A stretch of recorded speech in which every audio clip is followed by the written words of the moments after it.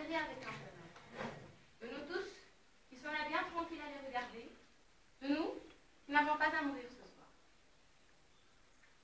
Le garçon avec qui parle la blonde, la belle, l'heureuse Ismène, c'est Aimon, le fils de Crème. Tout le portait vers Ismène. Son goût du jeu et de la danse, son goût du bonheur et de la réussite, sa sensualité aussi. Car Ismène est bien plus belle qu'Antigone. Mais un soir de bal, il n'avait dansé qu'avec Ismène. Un soir où Ismène avait été éblouissante dans sa nouvelle robe. Il a été trouvé Antigone, qui rêvait seul dans un coin, comme autre monde, et lui a demandé d'être sa femme. Personne n'a jamais compris pourquoi. Antigone a levé sans étonnement ses yeux droits sur lui, et lui a dit oui, avec un peu de sourire.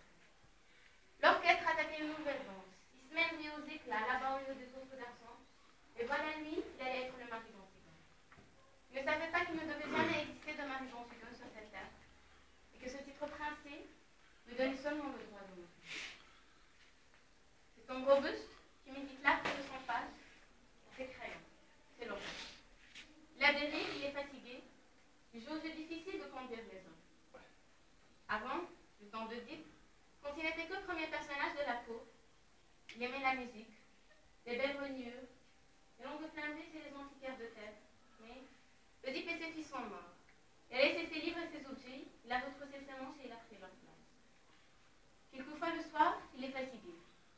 Il se demande s'il n'est pas bon de conduire les hommes. Si cela n'est pas un outil sordide, qu'on doit laisser à d'autres, plus frustres. Et puis au matin, des problèmes précis se posent, des problèmes qu'il faut résoudre. Il s'élève comme un ouvrier au seuil de sa journée. La vieille dame qui tricote à côté de la nourrice, c'est Eurydice.